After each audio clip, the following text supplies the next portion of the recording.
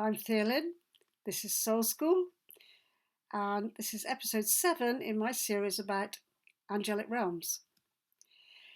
So in this video, I want to talk to you about the Archangels of the Tree of Life. Now, I can't assume that you know a lot about the Tree of Life, but you may have come across it. The idea is that there's a kind of pattern or web of energy fields that are working in what we could call the metaphysical arena of being. Metaphysical meaning that it's not material, or it underpins what we see as the material world. So the archangels are metaphysical archetypes, templates of how things can come into being. And the Tree of Life, which was developed by Jewish mystics, certainly a couple of thousand years ago, probably more, is a concept that tries to explain how what we see, what we experience, comes into the world out of nothing. How something is experienced when it might just be nothing at all. What happens? So the Jewish mystics had this notion that God, universal consciousness, had a desire to create. And that creativity took place in several stages.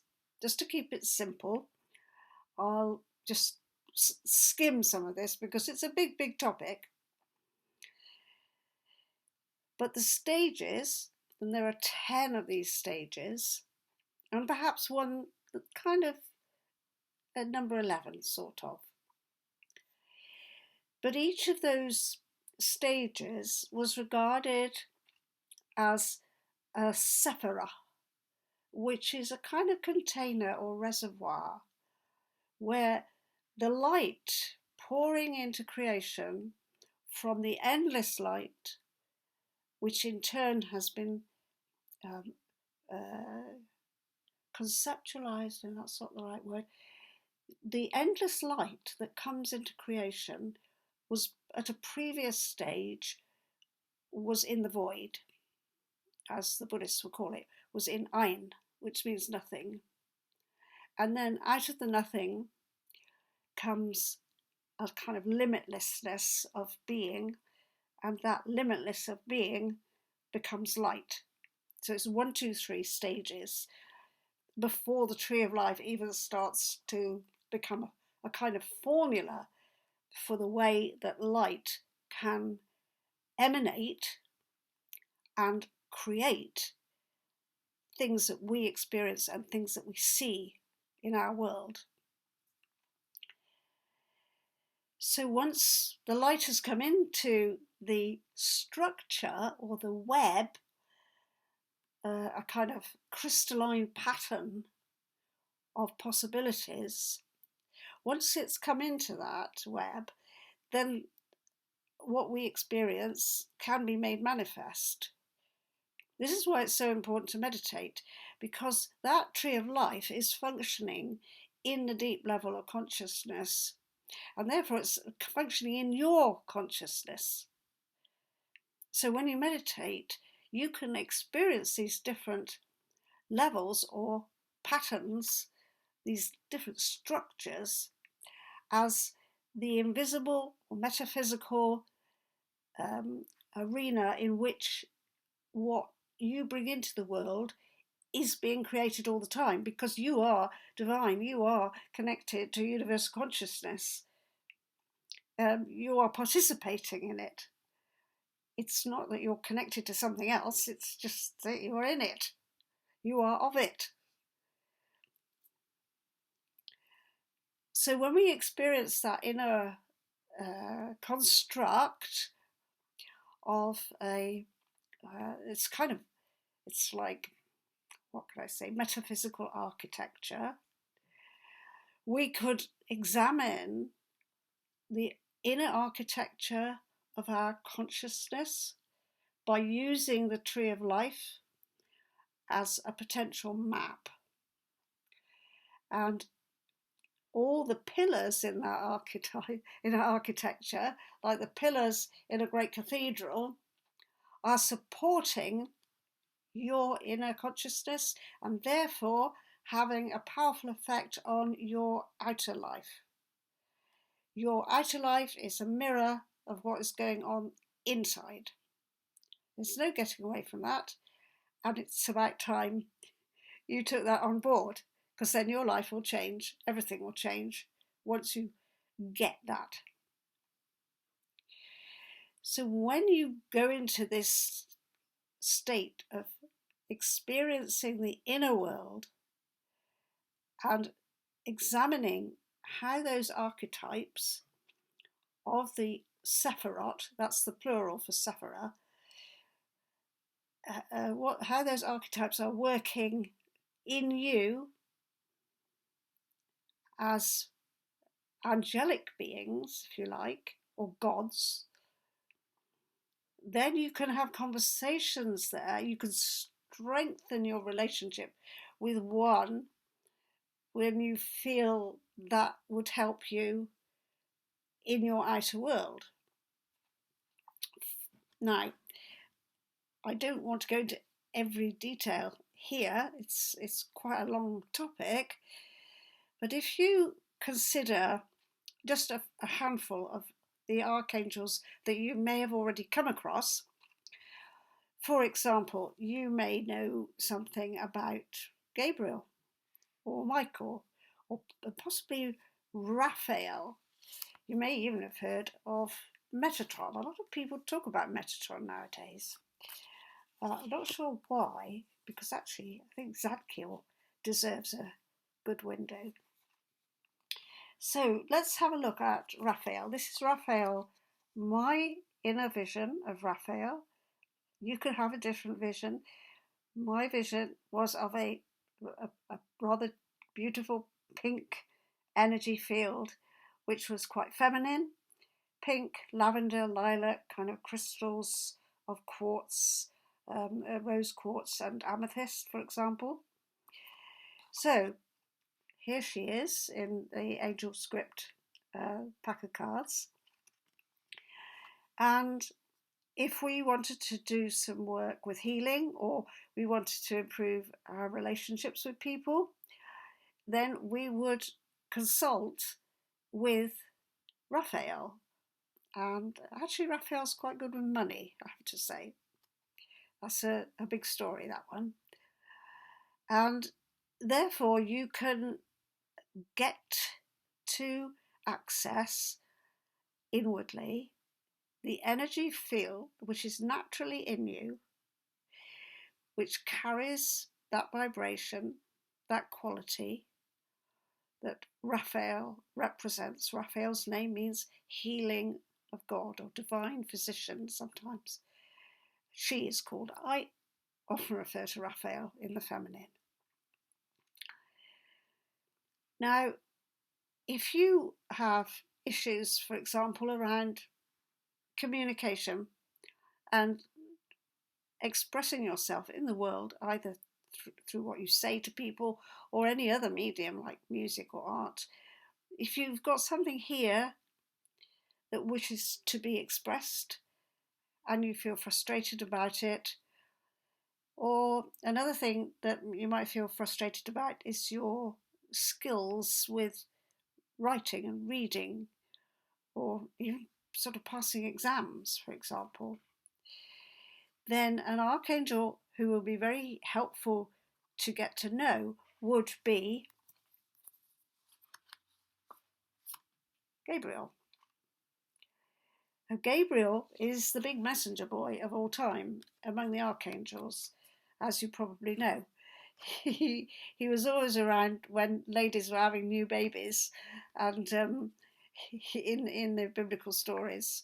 But he also delivers the Quran, which is this extraordinarily beautiful prophetic piece of poetry to the Prophet Muhammad. So Gabriel is around when things need to be communicated and when a bridge needs to be made between the divine and the human. And that's what you have to do. You have to communicate from the part of you that's divine, your soul, with other people. And other people quite often don't present their souls to you. Think about that. When you meet somebody else, you don't necessarily get to know their soul unless they're quite willing to be vulnerable about it. Mostly when we meet people, we meet what you can call the persona or the everyday self. And if you wish to communicate your soul to another human being who's not communicating their soul, then Gabriel could help you with that. And Gabriel could also help you with taking apart your own unwillingness to communicate your soul. Because the most powerful contacts between people are soul to soul. And that doesn't happen on an everyday basis. Most of us are hiding our beauty, our divine beauty, our soul, behind a mask or a persona. And the willingness to take that down, take the shutters down, and express the soul is quite a challenge in modern life. And it's something that I've personally experienced myself a great deal. So Gabriel, as the great communicator, the great bridger of between the worlds of the divine and the social, would be a great deal of help for you. And Gabriel is one of the first archangels you can meet on the tree of life. And so I won't tell you too much about all the others at the moment, otherwise this will go on for a very long time. But I did mention Zadkiel. I mentioned Metatron, because a lot of people talk about Metatron nowadays. And Metatron is quite a challenging being. And you wouldn't get very close to Metatron without having to spend a few days in bed, I suggest. Although it is true that the archangels present themselves in a way that is comfortable for you. But Zadkiel is the archangel of generosity and benevolence and higher wisdom. Zadkiel brings us, let me find my Zadkiel card. I think of Zadkiel as being like Father Christmas. He is cosmic, yes. And the strength of Zadkiel is immense. There he is. He is like Father Christmas, isn't he? And there's a kind of a sense of expansion, like, was like my inner vision was of a being which had this immensely white cloud around its head, like hair, but also it was emanating from a very dark, velvety, purpley blue sky full of stars and galaxies. So it was immense, this energy. And if you need a sense of faith in your life, if you're lacking in confidence or lacking in trust in the universe, then Zadkiel would be a place to go. Zadkiel's energy will fill you with the confidence to take steps in the world that you might have been afraid of, Zadkiel will hold your hand. Zadkiel will comfort you when things are difficult, will reassure you that you can step into pastures green even when things seem really, really tough. So that's just a little flavour of some of the archangels of the Tree of Life. If you go to the website, theolyn.com, you can find out a lot more about the archangels. There are some videos there. There's some information about the angel script, which these images come from. And I'd love to hear from you.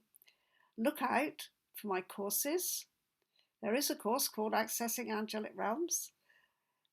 Keep in touch with me. Oh, and don't forget to like. I'm supposed to say that. I've been told by social media people. Always remind people to like and subscribe. I'll be back before long. Before long. Sorry. I'll be back before long. That's my enthusiasm. And I shall talk to you about some other angelic beings. Cherubim, seraphim. See you before long. Many blessings.